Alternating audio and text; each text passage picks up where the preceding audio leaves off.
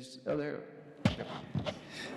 All right, welcome to the Environmental Concerns Committee meeting for August. It's been a couple months. Let's check to make sure we're live streaming. We're good on that. Okay, we're going to start with our roll call over here. Rachel Yondel, member. David Panak, chair. John Cruiser, member. Katie Bloom, member. Excellent. And as you can see, if you're watching, there are some empty seats up here. So if you are a resident of the city of Kalamazoo and you have concerns about the environment, you are eligible to be on this committee. So go to the city's website and submit your application, please. All right, we are ready to go ahead and get started. We have an agenda. Everybody should have received that. Do we have any requests for changes to the agenda? No. If there's no request for changes, can we get a motion to approve?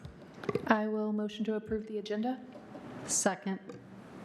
All right, we are good to go with the agenda. We did meet last month, and there are minutes. Do we have somebody who would like to either ask for changes or to motion for approval? Motion to approve. Motion to approve. Thank you. I'll second that motion. All right, any objections? All in favor? Oh, Aye. okay, good. Aye. All right. Communications, we're moving along. Justin, would you like to catch people up on city sustainability? Sure. Yeah, so this is kind of, it's loud, pulling from the last couple of months. So one was the textile pilot. It was very popular. A lot of folks have asked me if we're going to continue. We won't be able to continue that, but I'll give you the results and kind of the rationale why we can't continue. So we collected 1,565 pounds of textiles. That was collected by students at Western. The MODA is the name of the group, Merchandising Opportunities and Design Association. That was all led by my previous intern, Dagny. So they collected, almost 2,000 pounds, almost a ton of textiles in a day there. 317 pounds weren't really usable for them, so they sent them to a company called Trashy that recycles them. So those students are currently sitting on about 1,200 pounds of textiles. It's not sustainable for them to continually pull in, 1,200 pounds every quarter to work on. But those textiles there are going to be used in student fashion design projects. Going to be working with students who are studying fashion design at Western. Next thing on the agenda here I have is the rain barrel sale. So about 87 rain barrels were sold through the partnership with the Kalamazoo River Watershed Council and like 5 composters. Those were dropped off or picked up. Some folks got them painted. We might start to look at doing more of those every year, so maybe 2 a year. But that was another successful event there. Invasive species pulls at Glen Park North. Great turnout there. About 7 folks showed up. We pulled about, 10 or 12 bags of garlic mustard. We have a master recycler program coming up. I'll see if folks can get that. Folks can sign up there. This is a partnership with the Michigan Recycling Coalition. They're working with communities and organizations to train folks on kind of how to recycle. Recycling's replete with confusion. It's a mess, right? So this course is kind of designed to cut through the noise. So it's modeled on the Master Gardener program. So it is a time commitment. It's 6 weeks long, 2 hours, but food will be provided. It'll be Tuesday evenings at the new CPED offices. And then graduate from the course, you're considered a master recycler and hopefully be a resource in the community, answer some questions and things like that, talk with your neighbors.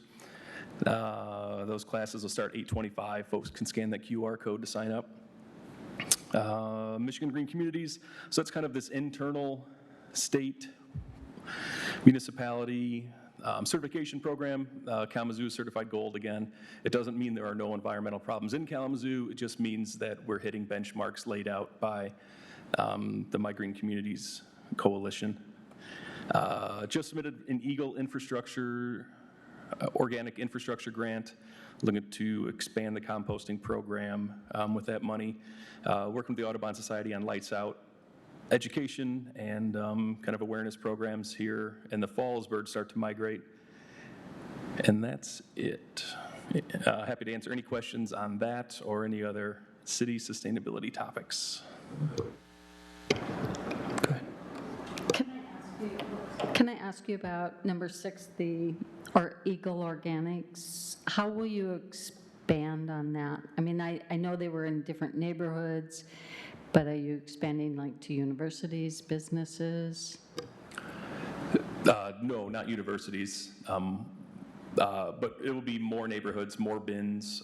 Included in that, we asked for a hybrid pickup where we could do backdoor service if folks have mobility or transportation issues. You know, they could work with us. We could pick up their material and bring it to sites. Yes, looking at Metro store enclosures too. So Metro stores enclosures are these kind of all self-contained compost and recycling pickup boxes, right? So right now the codes and ordinances require dumpsters to be contained, right? So you have to have a fence around them, but folks can still get in the top. These Metro store enclosures are a giant cube that sits on top of dumpsters, and then residents for the multifamily unit where we plan to post these can use a key code or a QR code to get in. So it should cut down on contamination and other issues. Thank you. Justin, one quick question. On the Lights Out campaign, do you have more information about the dates when that is going to be active and maybe times when you'd like people to leave lights off? Yeah, so Rachel had shared, so I'll leave it for Rachel, but yes, we have more information on that. We have a whole, a nice flyer that the Audubon Society put together. We're looking at starting around September 1st. You know, I don't know if there'll be some events. We're working on putting some events together. But yeah, Rachel has that PDF and we'll share more on that. Excellent, thank you. Any other questions for Justin before we go to public comments?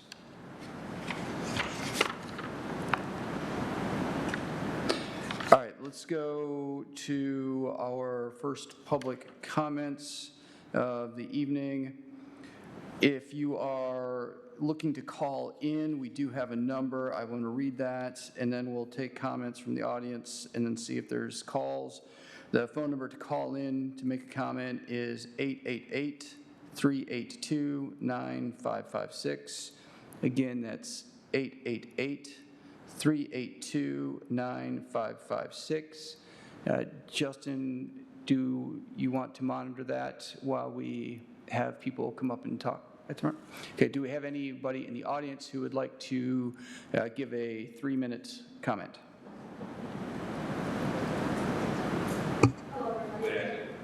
Yeah, not yet. He's got a.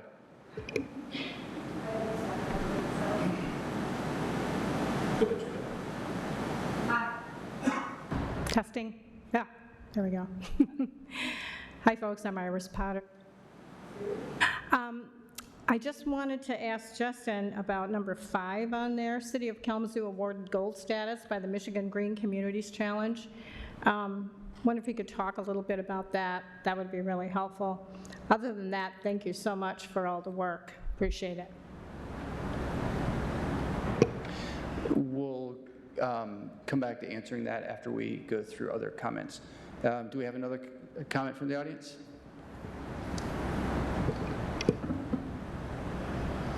Hi. Oh, start? Okay. Hi, my name is Tom Howe. I'm speaking on behalf of Asylum Lake Preservation Association, where I serve as a board member. We're asking the city to create 2 new zoning districts, a green space district and a conservation district, which is on your agenda tonight. As you know, Kalamazoo has no base zoning category that reflects green or ecologically sensitive lands. The NFP helps, but as an overlay, it layers conditions on base zone that still permits development largely as the zone allows. A dedicated conservation district works differently. Some conservation zoning still permits development, but at a radically lower density and with far stronger protections. Today, land like the Asylum Lake Preserve Corridor or Oakland Memorial Beach Park sit in residential zones that don't match how the land actually functions. Dedicated districts also shift the burden of proof, meaning that a developer must justify departing from it rather than forcing residents to defend each parcel case by case. This is well-established practice, not a novel experiment. In a letter we've shared with you, we've listed just a few of these cities, counties, and townships that already do this, places with dedicated conservation and natural resource districts, and separate green space and recreation districts. Kalamazoo has neither today, and we could lead among Michigan cities in adopting them. Closer to home, Ann Arbor offers a different inspiring example. Their Green Belt program, established in 2003 and funded by a 30-year millage, has preserved thousands of acres of farmland and open space around the city, supporting local agriculture, recreation, natural resources, and habitat protection. In 2004, the city added a Blue Belt boundary aimed specifically at protecting its drinking water resources. Though not a zoning tool, it is worth studying as a land acquisition program like this could pair well with green zoning districts. In time for Imagine Kalamazoo 2035, our request to this committee is pretty concrete. First, encourage the city to draft both districts for the zoning ordinance. Second, have those designations reflected on the future land use map. And third, study which parcels across the city would benefit and bring a draft framework back to the community. The full list of our requests is in the letter we've shared, which also outlines how these districts could apply to public land and how private owners could subsequently opt in. In closing, thank you for placing this issue on your agenda and making it a priority for the city. We look forward to continuing how your committee can continue to lead on this issue. Thanks. Thank you. Do we have any other audience comments? Justin, do we have any callers? Then do you want to take just a moment to address Iris's question before we move on? Oh, while you're doing that, just so we've also had 3 emails since the last meeting. One person opposed to data centers, one person in favor of a deer cull, and then a letter in support of ELPA's proposal for the green zoning. So we've got those 3 letters as well. Justin.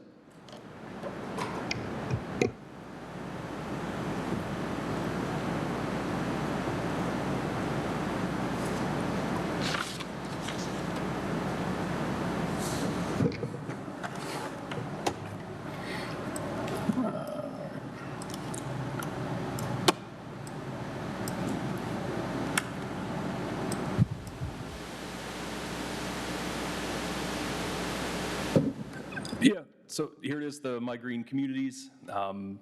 It's municipalities, Oakland County, Holland, Ann Arbor, we're all kind of together. This is kind of the trade group, I guess, for Michigan's sustainability professionals and municipal government. So here we are. It's not really loading well, but yeah, every year, we report to them what we're working on, and you get points for certain things. It's not different than like STARS or ASHE at the university level or anything like that. So, every year I tell them that we completed our greenhouse gas plan. We have, X, Y, and Z. We're doing internal staff trainings. We have no idling policies. It's things like that. So every year I check those boxes and then we get certified. I think it starts at bronze, silver, gold, and platinum. There's 2 platinum communities. It's Grand Rapids and Ann Arbor.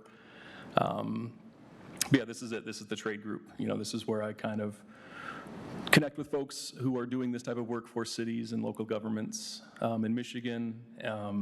This is where we get our CLC fellow. I don't know if you all remember Vatzel. And then we just worked with another student, Tori. So they work on small projects. They're graduate students, generally from the University of Michigan. Vatzel worked on integrated pest management, and Tori put together a master environmentalist program.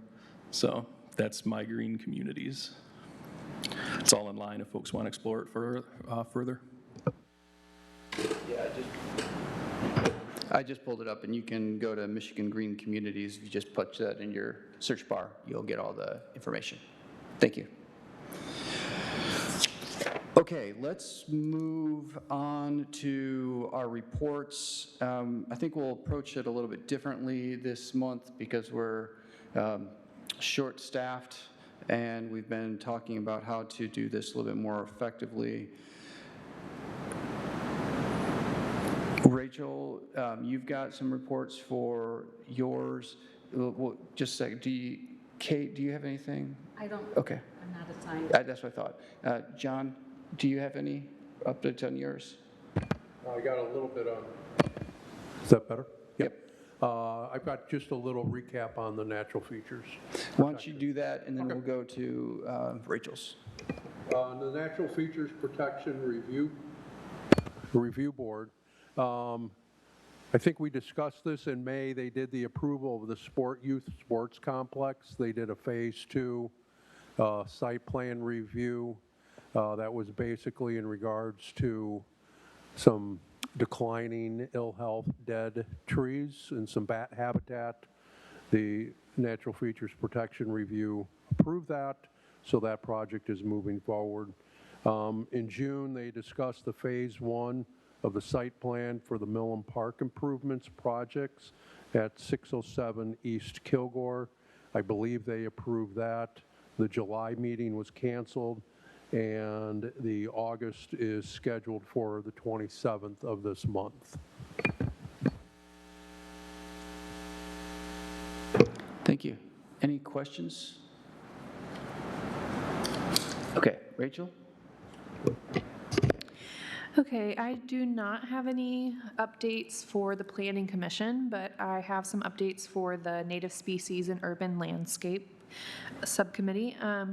First, we were talking about the lights out. I did send out a PDF just before the meeting, so maybe you have that in your inbox, and there is a QR code on it that has information on a pledge where people can sign up, put in their information, and pledge to do the lights out commitment. It is September 1st through October 31st from 11 p.m. to 6 a.m. And the suggested options to help migratory birds are putting outdoor lights on timers and motion sensors wherever possible, downshield exterior safety light or limit lighting to ground level, turn off or dim interior lights, especially on upper floors, reduce lobby and atrium lighting where possible, substitute task and area lighting or draw blinds and shades after 11 p.m., and use warmer lighting, so yellow lights and lower wattage light bulbs. In addition, Gail is going to be hosting a window collision workshop at the new city facilities on Crosstown, yeah. And that should be, did you guys confirm that it'll be 6:30 on September 8th. September 8th? Thank you. I missed the date. And she'll be discussing how to monitor bird collisions and also mitigate bird collisions, and also a demonstration of application of bird-safe window techniques. Rachel, real quick, that event on, just repeat that, September 8th at 6:30 at the city offices on Crosstown. Yes. Who is welcome to attend that, and is there any kind of advanced registration or anything people need to take? Not that I'm You can phone a friend, Rachel. Yeah, we'll be sending out some. Everything's cutting in and out. Yeah, it'll be open to everyone. I haven't set a cap. I doubt we'll hit the cap. But yeah, we'll get folks down there. This is Gail's passion. I don't know if anyone knows Gail Walters. But yeah, she'll show you how to make your own windows bird safe for cheap. Sometimes it's just like drawing on the windows. Sometimes you can put up netting and things like that. So yeah, there'll be registration. Folks can come down there at 6:30 and learn a little bit from Gail. And so there will be solutions appropriate to homeowners, renters, business owners, institutions, all the above? Anyone with a window, yeah, could probably benefit from this. Yep, yeah, so none of this is really permanent, so, students are there, they're renting a house or an apartment somewhere, assuming that your landlord doesn't have a problem with just the colors or whatever on the window, it can be all wiped off or washed off. It's not about, buying expensive equipment, it's about using what you have to kind of mitigate your impact on the natural world. Thank you. And yet, Gail Walters was a longtime member of this committee, is important with the Ottoman Society. She is one of the key figures in managing the peregrine falcons in town. So she's does a lot, and this is a passion, and she's very knowledgeable. Anything else, Rachel? The only other thing we briefly discussed is that looking into next year, that there will probably be talk about updating city codes and ordinances on native lawns to combat just general overgrowth of lawns. But that's more to come next year. That's a issue that I really hope that we can be significantly engaged in. Yeah, so it doesn't, go in the wrong direction. Yeah. Any other thoughts or questions for Rachel or any of our other committees before we move to our unfinished business? Okay, we moved kind of fast through our committees today because I want to make sure we have time to get into these. So I have on here our first item for unfinished business. It says discuss subcommittee working session date, times, and location. I don't know if that's from last month. What exactly do you mean there? Yeah, so at May's meeting, there was a motion to create a small subcommittee, or not a subcommittee, a special meeting that would meet outside of this meeting to discuss. John, you were leading that one, if you want to elaborate, or we could make a motion to swipe that motion. Yeah, it was basically a follow-up of your suggestion in regards to the restructuring of some of the reports and the committees that we're reporting on, and just getting the feel for what our members feel like so we can come to the table with some serious discussion instead of having a discussion about the discussion. Yeah, and I saw you have some thoughts written up that you showed to me. Do you want to share those with the committee for consideration? Yeah, I do. And, this is my opinion only, that we as a committee spend a lot of our time discussing and recommending the city commissioners' issues that are impacting and important to our community. But I feel sometimes that we're being a little bit reactive instead of proactive. And I think that we would be more effective being a little bit more proactive on things that we're hearing from the community, that we're observing from the community, friends and family, issues such as the deer issue, Kalamazoo County potentially overseeing the management of Asylum Lake Preserve, which we have discussed as a committee. Unfortunately, the City Commission has not addressed that yet, even though we did, as a committee, make a recommendation to the City Commission. I believe that's sitting with the city manager right now, but nothing is being done. Green zoning that we're talking about now and land use. Our task is to monitor significant environmental trends affecting the city of Kalamazoo and advise the city manager and city commission regarding environmental matters. This committee also serves as a citizens forum for environmental issues, and it's my opinion that some of the reports are, like I've said, a little bit reactive instead of being proactive. We're kind of behind the curve on this, and I think we'd be better served being in front of it a little bit. Thoughts? You said that very well. I had some of the same thoughts and wrote down proactive versus being reactive. Part of it is, and I'm new to this, so maybe I need more education on this, but I think that when we collect minutes from the other committees, about all we can do is react to what they've done, and in some cases, it might be too late. So for me, I look at this and I think, well, somewhere along the way, there's goals and objectives for each committee that they possibly set each year, maybe, maybe not. I don't know, I come from the academic viewpoint of prepping for what I want to accomplish and thinking, what do we want to accomplish? What do we want to see happen in this community? And then there is that piece where we do have to react to things that come up. So I'm looking at how can we be more proactive. And we really, the Environmental Concerns Committee, all these other committees fall into this as well. And so we're playing catch up in some cases. And I don't know how we fix that. Rachel, what are you thinking? I don't think I have anything new to add at this time. I do agree with Katie that there is an element where we're always going to be reacting to something that comes up, and meeting once a month that is going to happen. In terms of actually working on narrowing down some of these committees or fleshing them out a little bit, yeah, I think we're kind of in a tight spot right now with only limited members. Yeah, so let me think. There's a couple things that I think are important context. If we look at the committees that we have, what those committees represent for the most part is an accretion of interests.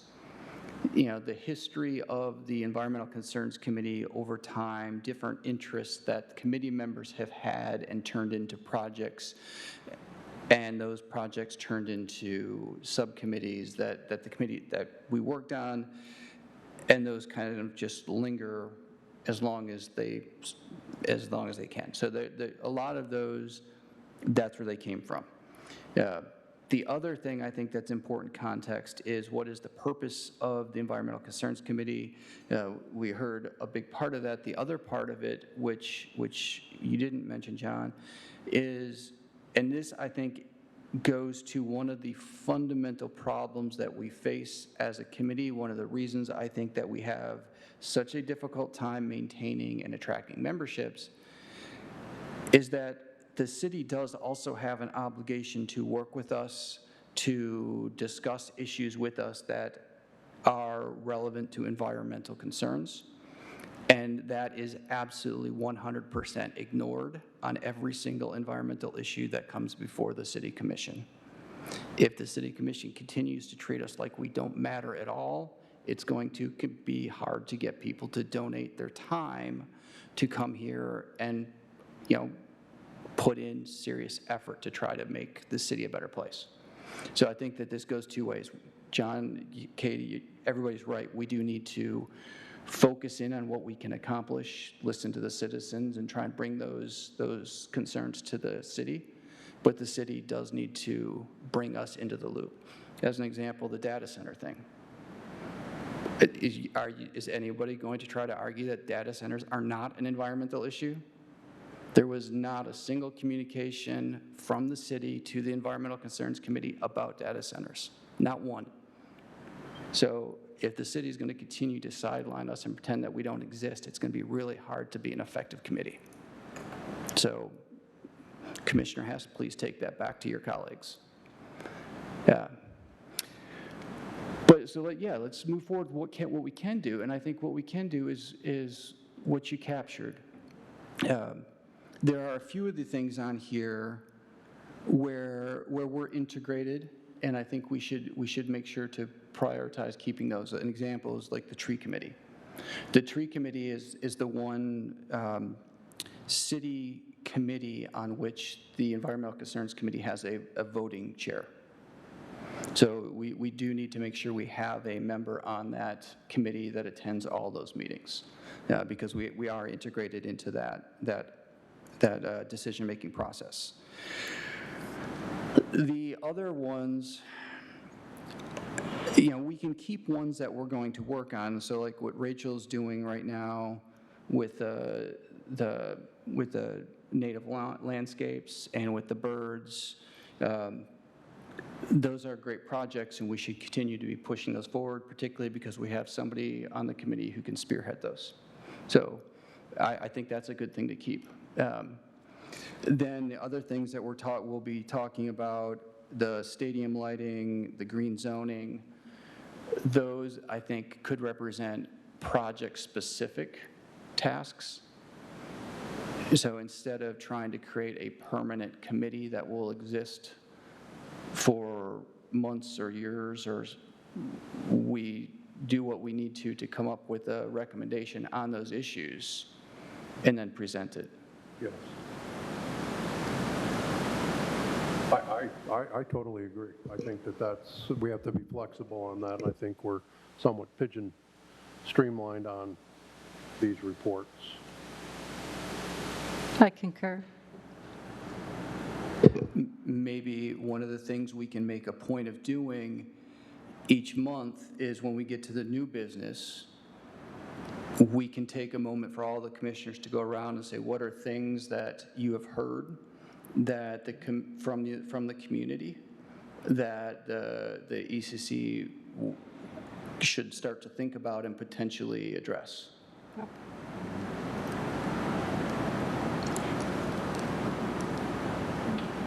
Yes.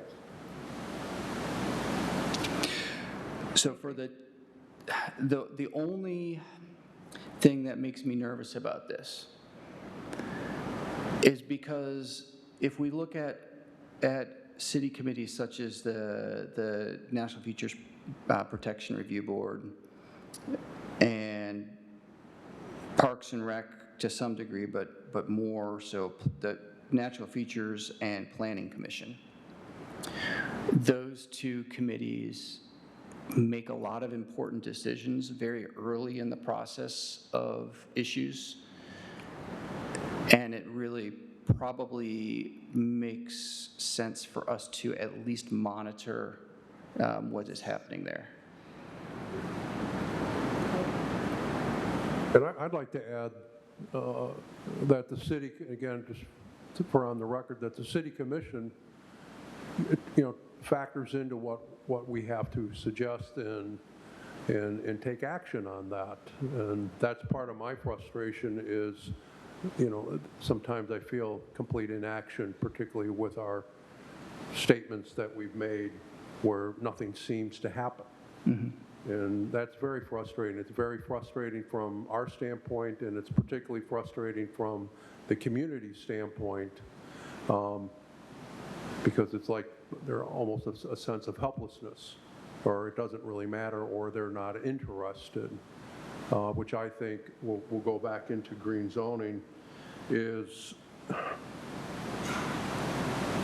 like it's not important, but yet if you look at the city's website, the environment is stressed over and over and over again.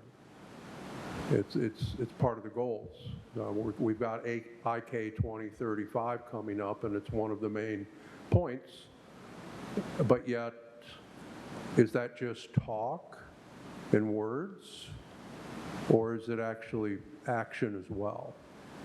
And I have a sense that it's more just words, as I like to say, greenwashing, more than actually taking action on.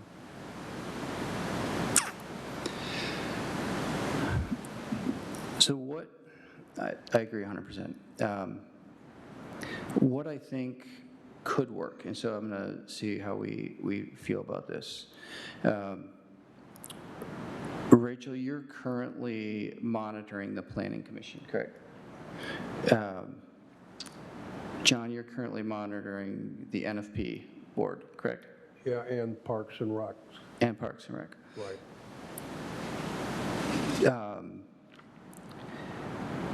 Kate, do you have an interest in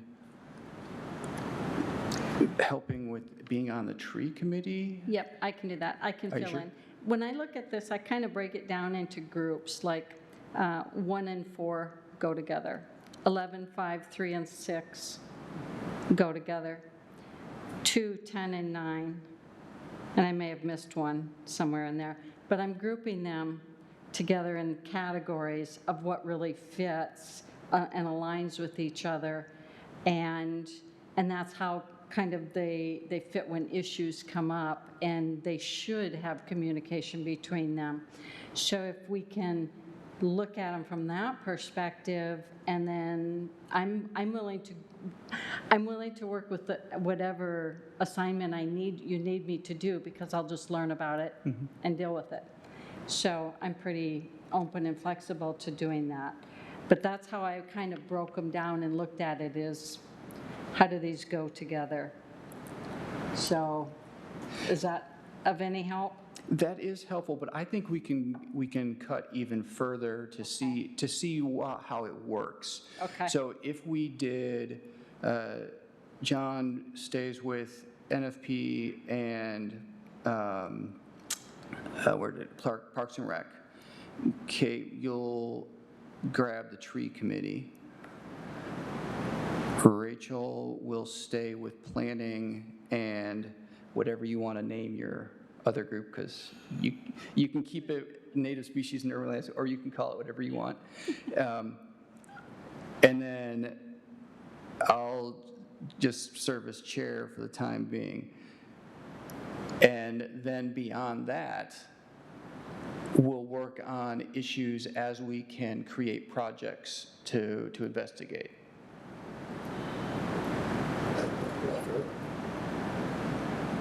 That's a pretty big cutting back on things. Is that? 5 and 7.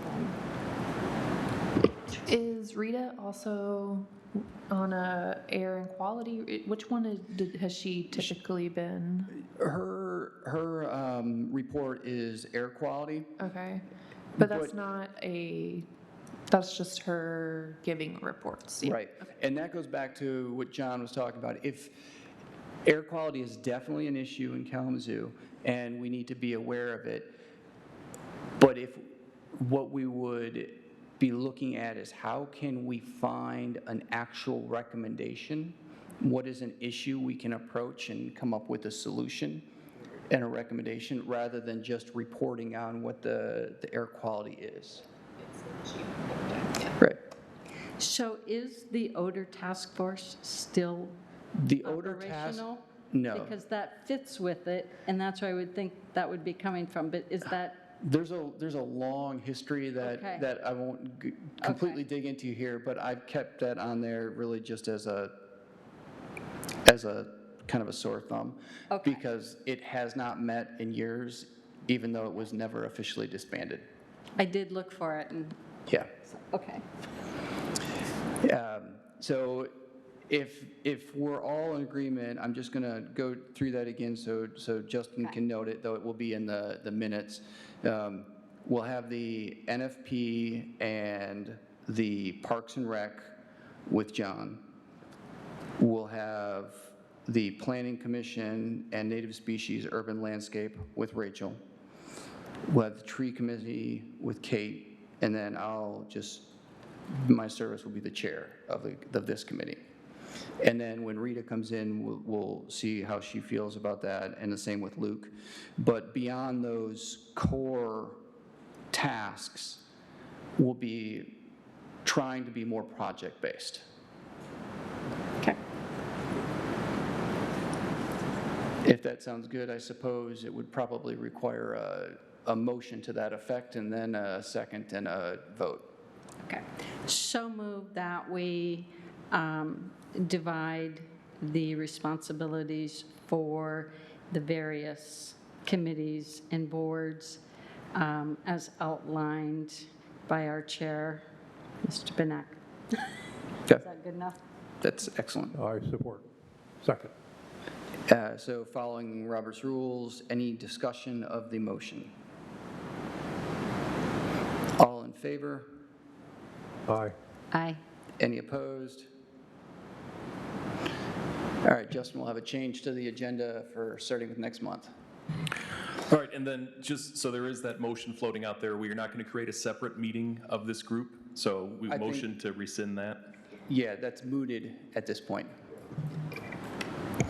Okay, so then the next thing we'll move to, we've got two more project task items here. We've got discussion of green zoning and then discussion of stadium lights.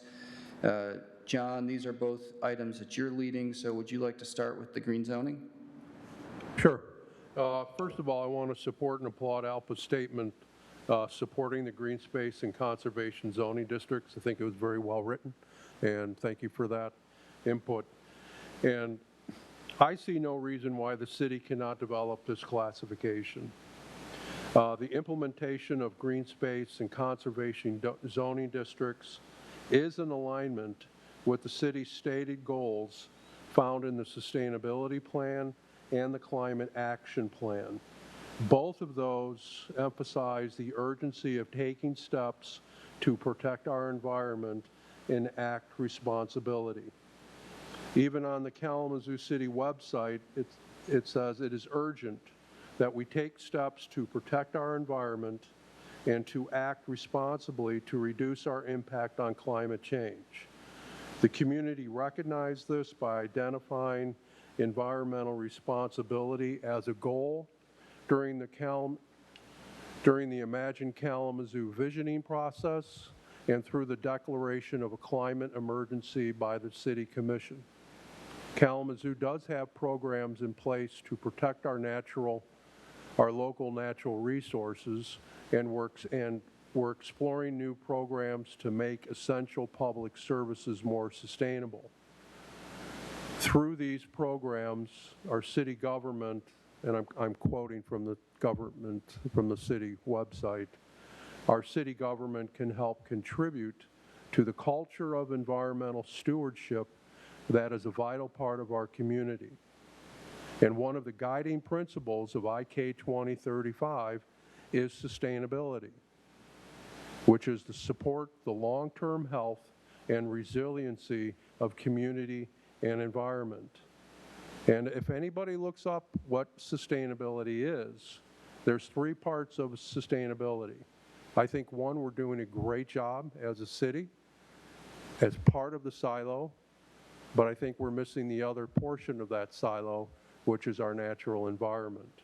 And the three main parts are the environment, which is protecting nature, cutting waste and using clean energy, society, treating all people fairly, and supporting strong communities, and then it says the economy, growing wealth in a smart way that does not use up all the resources.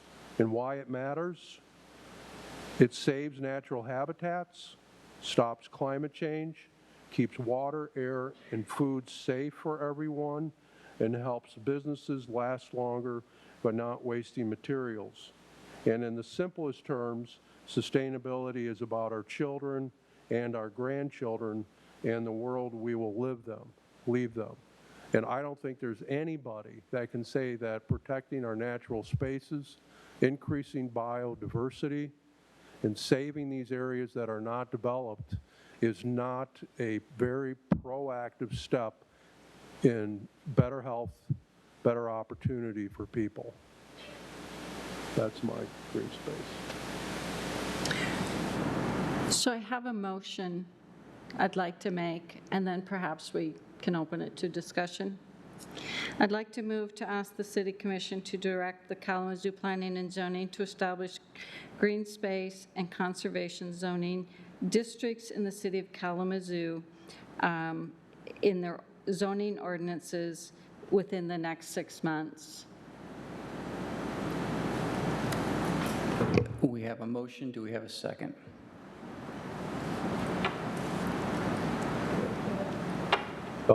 I support that. We have a properly made and seconded motion. Do we have discussion?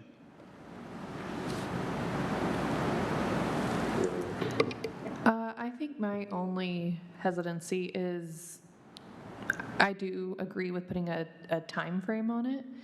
Is 6 months realistic?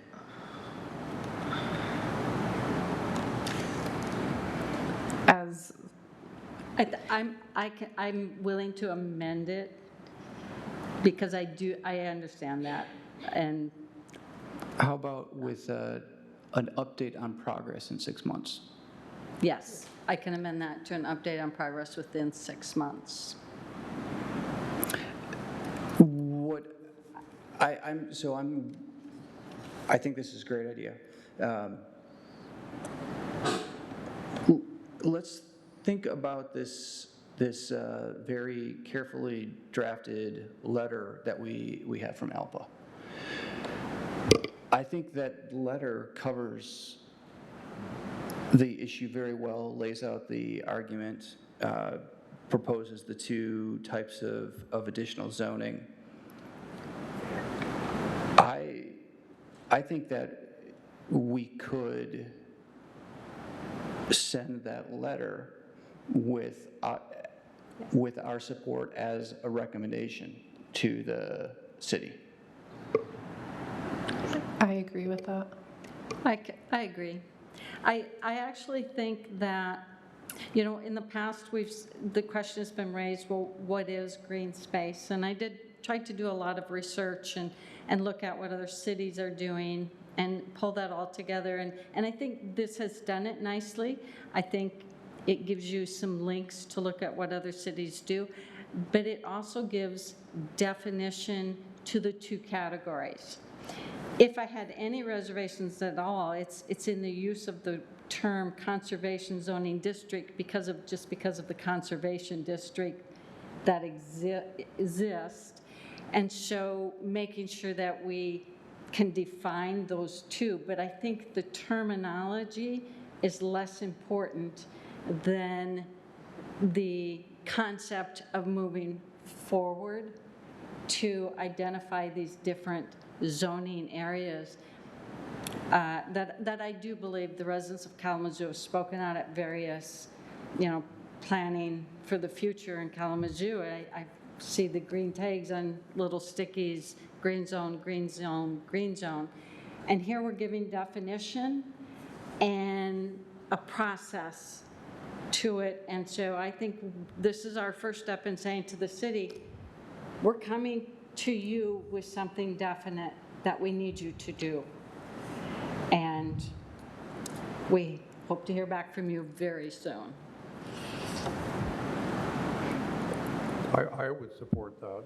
So I think based on the motion and the discussion, we could send this document to the city with our recommendation that we would like to see the city act on this and report back to us within 6 months. That sounds like the motion. Yeah, I support that. Yeah, I support. So all in favor of that motion? Aye. Okay. Justin, do you need me to write something up for you so you can do that, or is that clear enough? No, yeah, I can handle that, and I'll send it to you all again, just to confirm before it goes to the clerk. And just to clarify, because we had this with one of our previous motions, Justin will send it to us, and we'll have, 48 hours after you send it? Yeah, we'll say 48 hours in writing. Okay, so if you have any changes or edits to what Justin sends to us, please respond to let him know and within 48 hours, otherwise he'll send it as is. Sound good? Then the next, I'm happy to see that we were able to move that forward. Good work, John, everybody, and thank you for ALPA for pushing that forward. Then the next issue on our unfinished business is the stadium lights.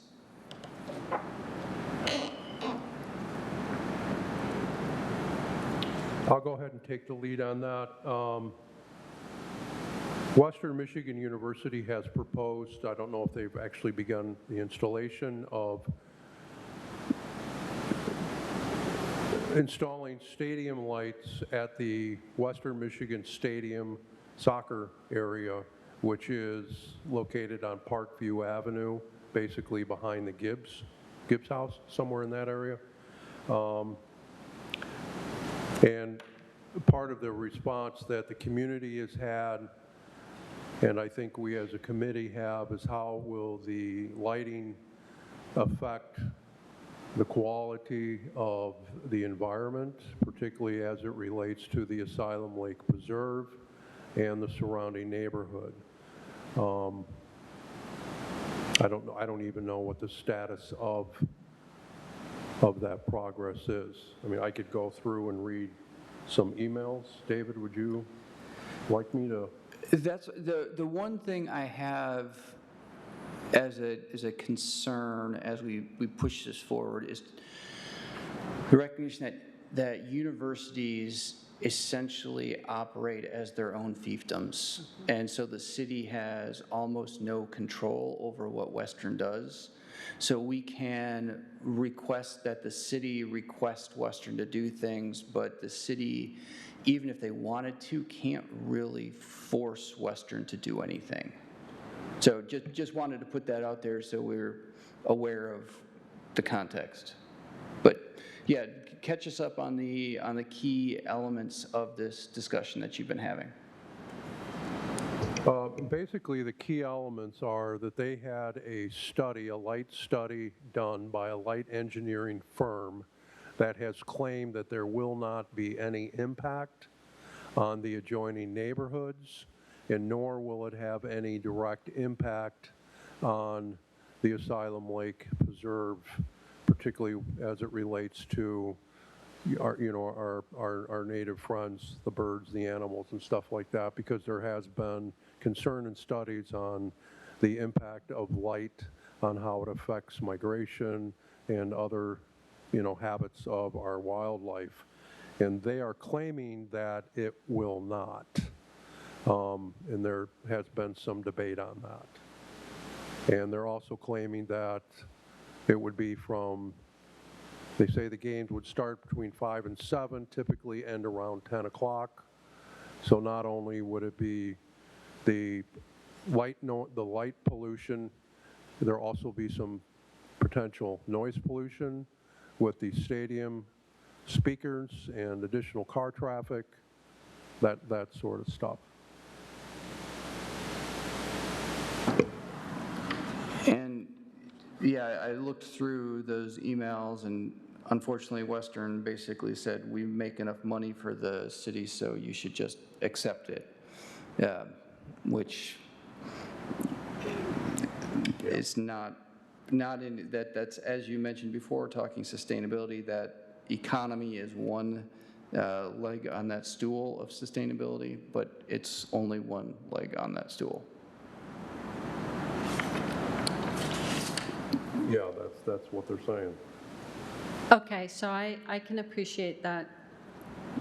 I can appreciate what they're saying, having worked with universities for a long time, but I also know that living close to this area and talking with various people who study birds and the light effect and all of that and all kinds of biological things, I think that one thing we can do and should do, perhaps, is send a letter of our concerns to the trustees of Western Michigan, just to let them know. I think that sometimes communication doesn't always go to the right people or doesn't always get where it needs to go.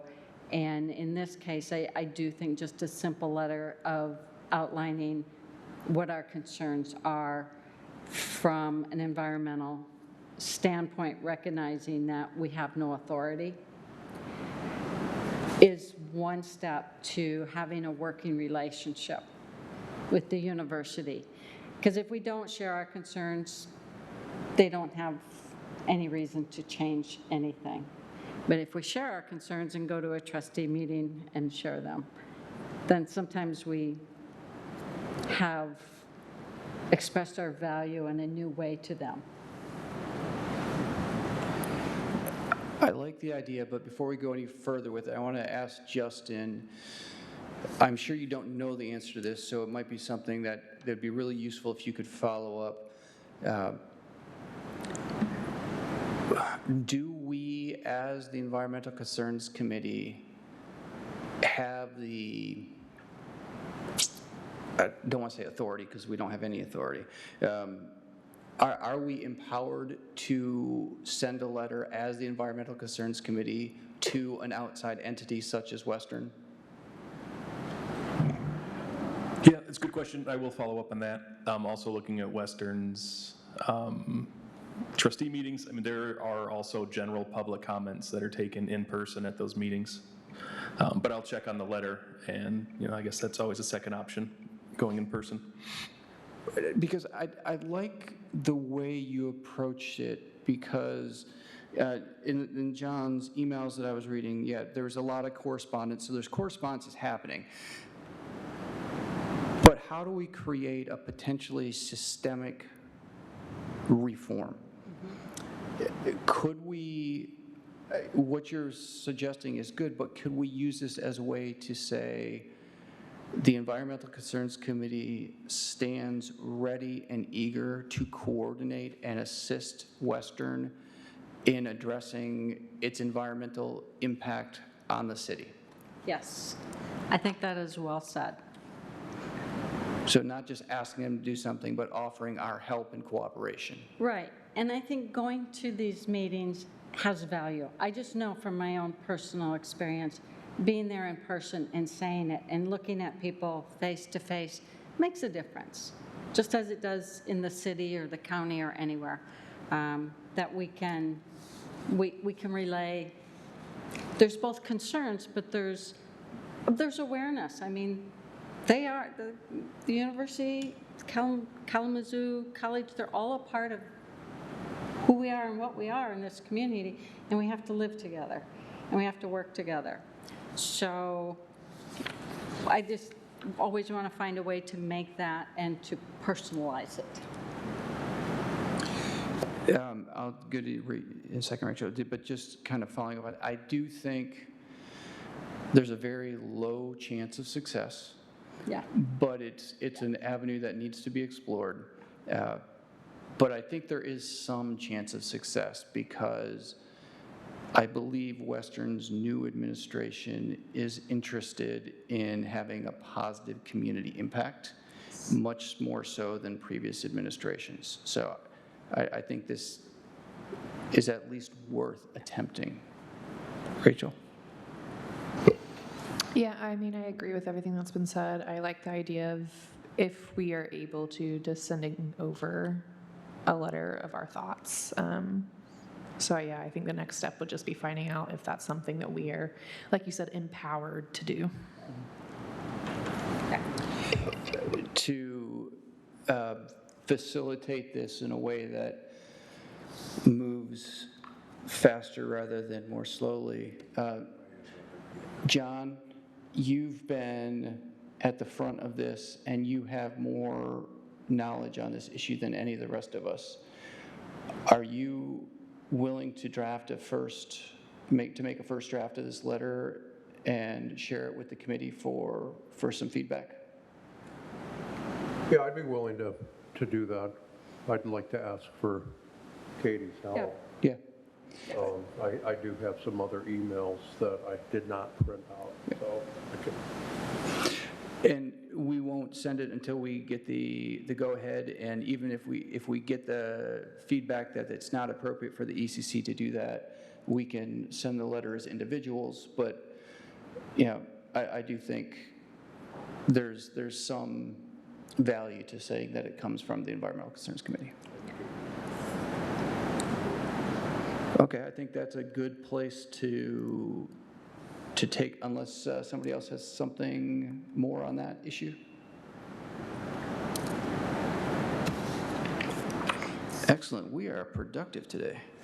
All right, we have 2 items on our new business. And we'll see how we want to move forward with those. We'll do this new business, 2 items, and then after that, we'll come back to public comments. So if you're listening or watching and want to make a comment, we'll have time for that shortly. Okay, so the 2 issues are urban deer complaints and data center moratorium. We can start with the urban deer complaints. I have some thoughts on that, but let's see what other people think first. Okay. I'm not very shy. So as long as I've lived in Kalamazoo, which is not quite 10 years, the deer has been an issue. And recently I was at an award ceremony where we gave a neighborhood award to somebody who served on a deer committee, and somebody yelled out, "How did that work? How did that work out?" And they said, "Great for the deer." That was the response. But here's the thing. I don't want to reinvent the wheel. I don't want another ad hoc committee or a study group. Here's what I do think is something that we could do, which I think is more proactive than reactive. But, so first of all, I have some connections at Western in the biology department, and I learned that there was a student wanting to study the deer. And I said, they've been studied and studied and studied. How about you compile the studies? So I don't know if that went anywhere, but my suggestion was they call Justin. And here's what I do think. I think that what we need to do is compile what's been done and who's been, everything from the Conservation District to what their recommendations are, to put all of that together. And then for us to take a look at where we can go with that, because there have been a lot of different studies. And we all know what the different options are. And it is a very difficult, I think probably it's one of the most divisive things we could talk about almost. Despite many other pressing issues, it is divisive. But along those same fields, it came to my attention that I know Western has at least 2 internships through their biology department where interns, and I know you have interns already probably, but I'd like to see us strengthen our relationship with the university and utilize those interns for projects like this where things could be compiled and not have to go to a different committee, but it's a good thing for a student to do. So my recommendation is that we see if Western or Kalamazoo Community, I'm going to get it wrong, Kalamazoo Community College, has someone that wants to work specific to this, compiling things, to give us a sense of direction from there. And I even think that I know that for their internships they get credits. All I can do is suggest that the city offer a stipend. Do they do any stipends now, or is it all unpaid? Do you know? Yeah, so I mean, nothing that you said was wrong necessarily, but Chris Broadbent and I bring on 6 or 7 interns a year from Western, so I don't want people to think we're not Right. students and we're not working with the university and have a good relationship. Yes, so we've been bringing on students through the Broncos Lead program, which is a program at Western that pays students to intern with universities. I can't say that I don't have a budget. Occasionally there will be money. We had the My Healthy Climate Corps people who were paid. So yes, I cannot guarantee any student any money to intern with me, but I have worked with a lot of students from Western and I'm always happy to take on more. Okay. Yeah, I knew they probably had quite a few, and that was my recommendation, was they call you. But I really think that this is something we should just get it together and then make a recommendation. And it's going to be painful. Didn't we have someone from DNR come in to speak to us on this issue? Can We did. Like, Well, I don't want to change the tone of debate until, John, do you want to jump in? Do you want to, before I go? The only thing that I can add to that is, you know, I'm big on connecting the dots, and I think this deer issue is absolutely related to the green zoning issue and green space issue. If we look at why we have, well, part of the reason why we have a deer issue is because we're losing more and more of their habitat. And so they're migrating into residential areas. So I think all of these issues are connected, and I think we do need to do a little bit more study, and it is an absolutely complicated, polarizing issue. Yeah, there's studies and there's studies, right? The study that the city cooperated on a few years ago is an example. That study was done by somebody who was very openly looking for a way to justify a cull. I mean, that's what that study was designed to do, was to justify having a deer cull. The DNR gets funding from hunting licenses. Yeah, so yeah, we can have studies, but that doesn't necessarily mean that that's the solution. John hit on the point. I mean, I am not in favor of chasing our tails, going after Band-Aid solutions when a systemic solution is what's necessary. You cannot kill your way to deer management. It's not possible. Every community that advertises the success of their deer management program, which is euphemism for deer killing programs, they're temporary. They create a smaller number of deer for a year or two, and then the deer come right back. You kill the deer come back. You kill the deer come back. And it's just a treadmill. It's not going to change. Killing deer is not going to reduce the number for more than a couple of years. Habitat is needed. As we continue to encourage the destruction of all the green space in the city, the deer have to go somewhere. Where is the biggest pressure? Where are the complaints about deer coming from? Almost exclusively, they're coming from Oakland, Winchell, Oakwood, the neighborhoods surrounding the few remaining islands of green space in the city. That's very clear. And then, you got some on the edges of Vine, some of the edges of West Main, but they're places where they're corridors. What's not being promoted is exclusion. Putting fences around things you don't want their deer to eat. That works.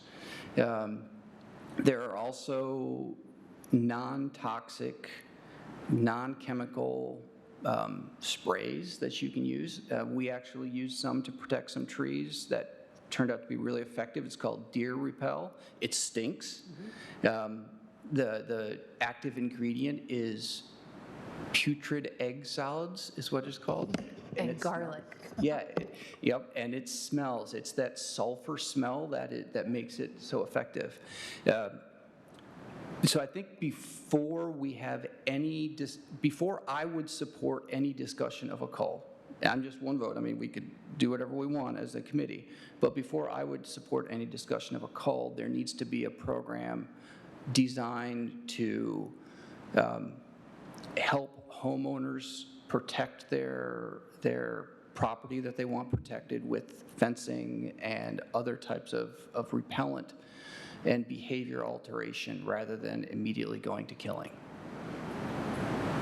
So I'm open to having the discussion, but I think that we need to put more solutions on the table than just a cull. I would agree with that. I was in the landscaping industry for almost 50 years, and there's a lot of educational opportunity there, and there's not a lot, but there are some very effective products that help deter the deer from eating things. There's different types of plants that can be planted. There's a big movement towards native species. Unfortunately, sometimes the native species are deer magnets. So I think a lot of it does boil down to education and having a commitment from all parties involved instead of just let's kill them, because I don't think that's a viable alternative. It would create some temporary relief, but it's not going to fix the problem. No.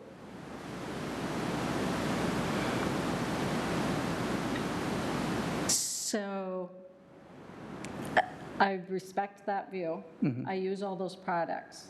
I have nearly an acre of property, and I do the native planting, and I do almost every plant that the deer can't eat, or shouldn't eat, or wouldn't want to eat. But I can tell you I've had up to 17 deer in my backyard, even after I spray my deer out. And I think that there's a variety of ways to approach it, and I can tell you if I had to fence my yard, it would be thousands of dollars. And if that's what I would have to do, I would maybe have to do that, but I've chosen to just, my yard happens to be one of the pass-throughs between Asylum and Kleinstock. But at the same time, I hear what people are saying in the community, and I think that when we put the burden back on them, as the guy who won the award said, it was great for the deer. But I think we have to be willing to look at not necessarily what DNR says. I mean, I would like to hear from other biologists and people in the field who have done this and find out what other cities have done. Because I did come from a city where they did a cull, and it was effective. I lived out in a rural area for over 30 years. I've had more deer since I've lived here in 10 years than what I ever had out next to a farm and a lake in over 30 years. So I hear what people are saying, and I think they're saying that this isn't working unless the city wants to start paying to put fences around everybody's yard. So I think there's two sides to it, and what I'm looking for is some of the more hardcore science that says this is what is effective. Because I know that we talk about castration, and other people say, no, that's not effective, and some people will say, well, yes, it is. But I'm looking to the science to say, here's what we can do, and that's why I recommended a student that's kind of a third party pull together what we have done and suggested, and what is the deer population in the city and where are the problem areas. So that was kind of my thought is, let's pull together the information. What is the deer population? And we know sometimes, with various diseases, it's kind of taking care of its own. But I think we have to have a foundation of where we're at before we make a recommendation to the city or any further. So is it feasible to have a student work on compiling this information for us, do you think? Yeah, so I spent too much time in school myself. When you say this information, I need specifics. Are we talking about a deer population study? What are we really wanting a student to find out? I do think it is the deer population study. I do want to know the deer population study. We also need to know the, what do I want to say? I want to know the science behind the different methods, whether it's just fencing in the yard or doing a cull or doing the chemical castration. I mean, Yeah, so there won't be any castration. The DNR does not allow for that anymore. It's cull or nothing with the Michigan DNR. You wouldn't get any permits for that. But yeah, this is something a student could definitely do a literature review on a lot of this stuff. Right. Then for the last 2 years, requested special funding to get a deer population study done by drone, and that has not been marked as a priority for the city. Maybe that's where we start then. Okay, that's my recommendation then, that we start with the deer population study. And it sounds like Justin's on the same page there, so that is something that would have to come from the city. And that's the only other thing that I'm a little bit hesitant with this. If there's any forward movement on any kind of deer plan, the Environmental Concerns Committee needs to be involved. But we are volunteers, and it's absolutely not appropriate for the city to drop the most controversial environmental issue in the city in our laps in order to avoid it themselves. So we absolutely should be involved, but this is too big of an issue for us to tackle on our own. Okay. I But, agree. yeah. Yeah. Anything else on the deer issue or any of the other items? The data center. Oh, yeah, that's right, the data center. I missed that one. All right, go ahead. So yes, the city has, just as of, I think it was last night, voted for a 12-month moratorium on data centers and battery storage facilities, and also crypto mining in the city. Comments? I want to applaud the city commission for doing that, and I would also like to see that the city commission hopefully is encouraging the planning commission to create new zoning regulations specifically written for this new development. I know that the city of Portage has faced the same issue. The city of Portage did come out with a moratorium, and then they passed it off to the Planning Commission, and the Planning Commission implemented new zoning regulations specifically designed for data centers. It's a new issue, and a lot of the zoning laws were written a long time ago that, you know, predates any thought of data centers and AI and cryptocurrency. So I hope that the Planning Commission here will take the ball on this and make this a urgent priority. Justin, do you have any feedback on that or input? I mean, nothing beyond, what I sent you all. So I hope that this is not the end of it. I guess we've all probably, I don't want this to be the mission accomplished banner, because, data centers use energy, but everyone, everywhere uses energy. And that article that I'd sent you, data center energy use is expected to be 17% of the usage as it continues to grow, which means there's 83% out there. Scope 1 and 2 emissions are the driver of emissions in cities. So I hope that this doesn't stay constrained to just data centers and we start to think about energy use, energy production more broadly. It's kind of a soapbox thing more than, any type of recommendation, but yeah. So my first thought was I really wanted to, I think it's good for the Environmental Concerns Committee to endorse the action that the city took on the moratorium. The same time, I think when I went to the educational session on data centers and such, someone said, you really have to stop and think about, what does your city want to be? Who do you want to be? What do you want to grow into? And I think it ties into our green zoning and our conservation district of what do we want where? It comes down to what land do you want to use for what? And I endorse what they did, but I do wish that the next step had been to put together an ad hoc committee that included citizens, not just planning and zoning, not just city staff who are going to come back and report in 3 months, but to put together a committee, because this is broader. This does involve the energy sector. This does involve a lot of different sectors, to put their heads together and say what's best for the city of Kalamazoo, and here's our recommendation. Because there are people outside the city of Kalamazoo, employees that will bring expertise. So I really felt the next step was that ad hoc committee to make some type of recommendation, and someone from the Environmental Concerns Committee should be on that ad hoc committee.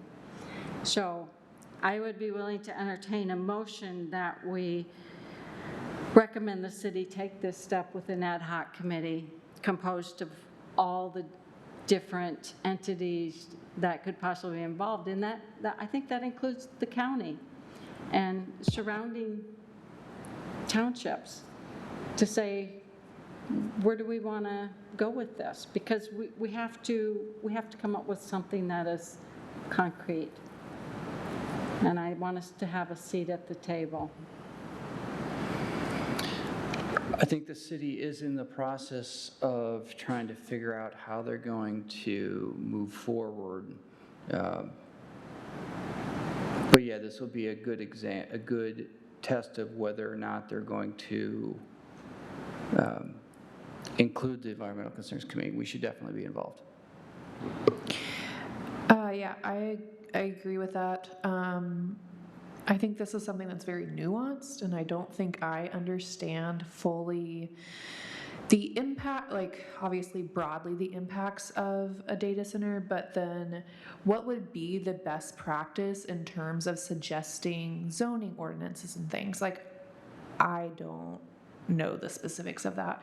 So I don't know if it would be possible to maybe have a local zoner, maybe from Portage, since they have passed something, speak on what they have done, and also find someone who's more knowledgeable about the environmental impact to be able to speak on what's the best practice for setbacks, noise limits, like all of those more technical things.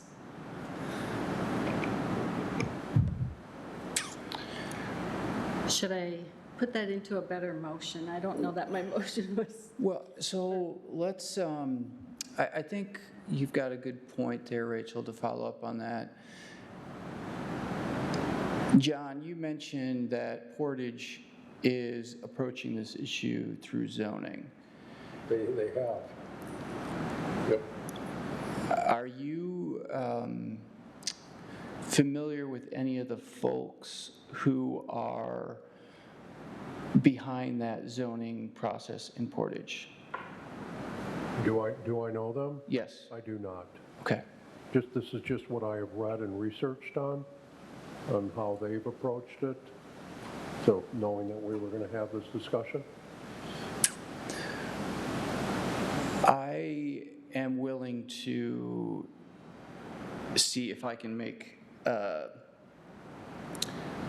contact with anybody down in Portage who is involved in that zoning process or who was involved in that zoning process. And if I'm able to, and if they're willing, I will connect them with Justin about getting them on the agenda to give a short presentation to us about how that worked in Portage for next month. Does that sound like a good place to start? Yeah, I'm looking at it right now, and the Portage Planning Commission voted, they adopted a new technology campus called TC zoning district that would define and regulate data centers and related technology uses, and that was after a public hearing. I can forward you Yeah, please do. this information. Yeah. Because they were pretty specific about building heights and all of the zoning regulations and where it could be. Because I think right now, data centers, the way that it's defined within the city of Kalamazoo, can be located in an industrial area, and I think they need to change that. So if people think that's a good place for us to start, I will get that information from John and then find the appropriate person and make an invitation and copy Justin on that so they're on the agenda. We do have a motion on the table, though, so I either have to withdraw it or we Well, have. it wasn't seconded, so. Oh, okay. Yeah. Okay. So it's still out there to be seconded if somebody wanted to. Okay. Here's one thought as my justification is that I think that sometimes when the city makes decisions, the citizens step up and say, you didn't involve us. And I was involved in something with the city here where I pulled out their policy, and it had to do with street changes and street design, and it said if you live within 300 feet, you have to be notified, and pointed out to the city, that didn't happen. So if you say you want to involve citizens, and this debate, I mean, I see posts on social media where people are just ranting about it, and I think, could you explain to me what you think a data center is and how it works? We have a lot of education to do, but I think one of the ways that the city can improve the relationship with citizens is to involve citizens. And that means that you bring together a group. You bring together some of the experts from the entities, but you also include some of the community. So that's my thought behind an ad hoc group, because if they're going to do this, they're going to have to start now. It's not going to be a 3-month process. That's going to be it's probably going to be a multi-year. So that's my 2 cents. I would second the motion of recommending to the city to create an ad hoc committee. With Environmental Concerns Committee involvement. Yes. I support that. That's a good idea. Any opposed? Obviously not.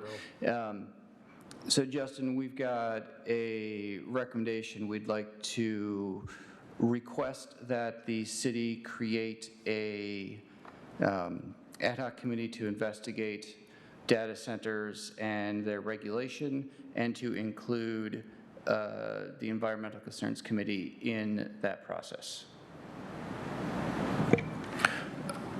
Yep. The only thing, I mean, if the whole committee, the whole ECC is joining, that needs to be an open meeting. You could say representation from the Environmental Concerns Committee. I'm thinking have a seat at the table. Do we want to pick who that is now? Let's see if they do it. Yeah. I mean, we could, but I mean, honestly, I could bring in some of these experts, and we could just take the full 2 hours in one of our meetings to have it recorded and answer questions and invite people to one of our meetings. Or we could do a special session where I invite these experts in. I have no trouble or problem doing that. I know most of these folks. So we could do a 4th Wednesday and then have everyone here in chambers to discuss and have the experts. I would just say that if we're going to do that, I would like to coordinate that with you so that we can avoid the complete dog and pony show that the county put on, which was nothing other than a public relations blitz in favor of creating data centers.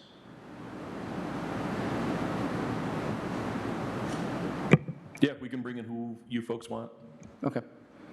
I mean, I think that's good for education for us, but I still think that we want citizen involvement and the experts and various groups who are going to, within, however long it takes, they've got a year moratorium, to turn around and make a recommendation to the city. And I assume planning and zoning is very much a part of that, because it's zoning regulations. Just like the green zone and the conservation, we have to figure out where is it going to be. That's the reality.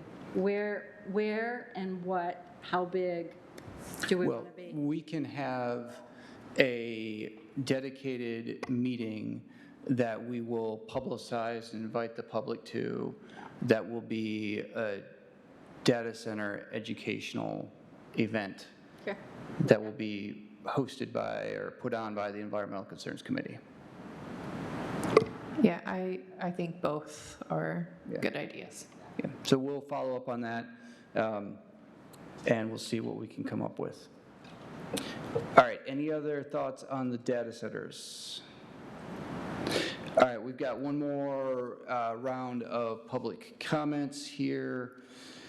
If you are wanting to call in, that number is 888-382-9556.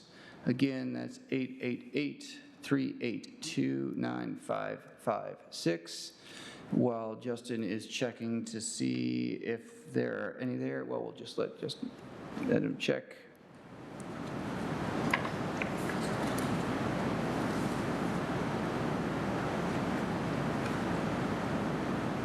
We'll open the floor for public comments, one last quick round while we wait to see if anybody calls in.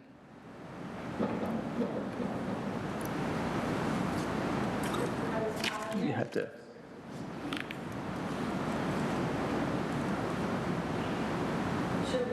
Each other, it's not that far away. It's for the notes. Oh, yeah, right, okay. First of all, thank you for sending forward the green zoning recommendation. I do have a question because I lost track. Is it a recommendation to the Planning Commission or to the City Commission? City. Thank you. That's what I thought, but just wondering. It is going to be important until any other committees or whatever are set up that people attend the Planning Commission meetings and monitor that. It's going to be really important and provide input. And also that they would be looking at it in the larger sense, as Member Bloom mentioned.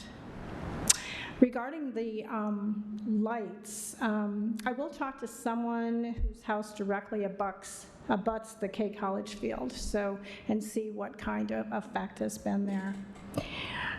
We also, I should have finished that up part about the green zoning, but we do need to ensure that it all gets into IK 35. So on down the road, I know that 6 months, that's one thing. Sometimes the Planning Commission doesn't meet, so it's just something to keep in mind.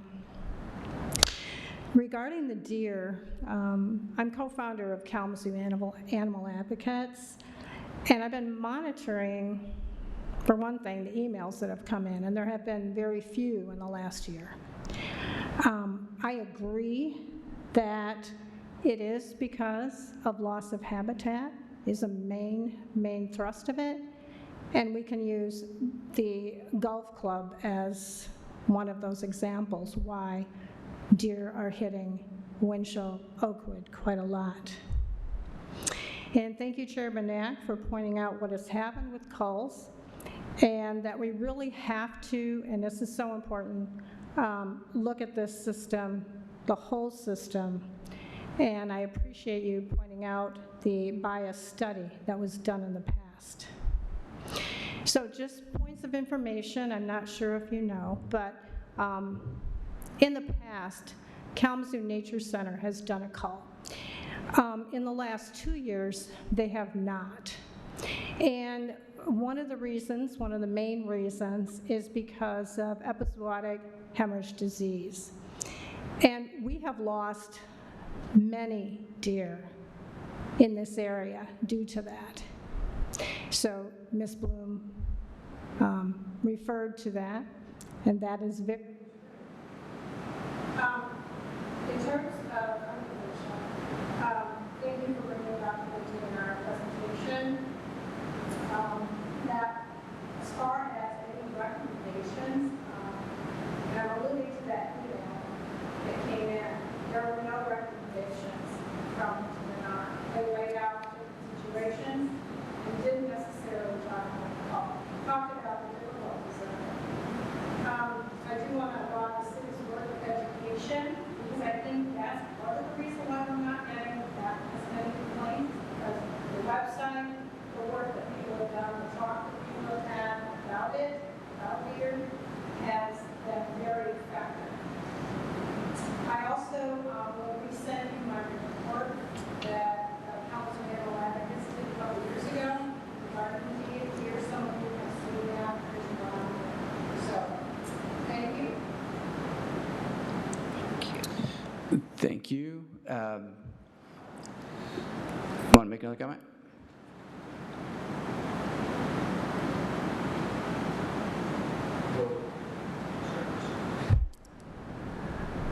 Hi again. Iris just covered a couple of these points already, but related to the urgency on some of your priorities, Public Media Network article from just about a week ago reiterated that commissioners have until August 21st to submit final feedback on current goal and outcome statements before staff finalize the document for public release. So that's just a couple of days away. I don't know if any conversation here tonight is related to that deadline, but perhaps. Furthermore, work on the strategic vision and master plan will continue in parallel through the remainder of 2026 and early 2027. So everybody here might know that, but perhaps listeners don't. And on their website, they give some pretty concrete dates, August 31st through the 27th of September. The draft will be available for public review, so that's coming out pretty soon. Community subject matter experts will participate in focus groups at Western to develop and refine strategies to achieve the strategic vision goals and outcomes. That's mid-September. And September 28th through October 5th, staff will review and incorporate public comments and finalize the strategic vision draft. And October 19th, their strategic vision is anticipated to return to the city for potential approval. And then early 27, work will continue on the master plan. Per my individual input on the 2035 Design It phase at a community event, I believe it was earlier this year, it was very cold. The city should establish a natural resources director or manager level position with staff, as well as a sustainability position at that level, responsible for coordination, restoration, land management, partnerships, grant acquisition, supported by dedicated reoccurring funding. In parallel, environmental protection should pair this capacity with stronger regulatory and investment tools, such as strengthening the NFP, reevaluating setbacks, and so on. This builds on the existing master plan direction to pursue protection of environmental areas through conservation easements, deed restrictions, development right transfers, land conservation partnerships, and transfer to public or partner nonprofit ownership. Katie mentioned something about public participation. I feel very strongly about that, and I believe that the community input collected through public participation should be clearly summarized and available to the public, not just making the public participation, but then summarizing for the public. And then finally, update rezoning ordinance amendment criteria to include the 6th standard, which. Thank you. Very good points from both of our people in the audience. Justin, did you see anyone on the phone lines? Okay. All right, we've got good public comments today. We have our last item on the agenda is, do we have any commissioner comments that you would like to make to close us out? We'll start with Kate. No, thank you. I have none. I will just say before we pass it to Rachel, thank you people who showed up today. It's always nice to have some people in the audience. And again, I just want to repeat, we do have seats available on the committee. Anyone who lives in the city of Kalamazoo and has an interest in environmental issues is eligible to be a member. So reach out through the city's website and send us your application. No comment here. All right, thank you. I'll jump in with one. I know we talk about plans a lot, but the city's also asking how to spend its money. So 2027 budget development tiers open for public comment. There's a quick survey. I'll show you the survey here so folks can see, what city services are most important to you. Select up to 3. So we have water first. So the city's looking for input. They want to know what citizens believe the city should spend its money on. So that's open through through August, I believe, but sooner rather than later would probably be best. So and this goes hand in hand with IK 2035. So folks can have a say in that. Thank you. Thank you, Justin. Thanks, Justin. All right, with that last announcement, we are officially adjourned. I'll see you next month. That was a busy meeting. Good meeting.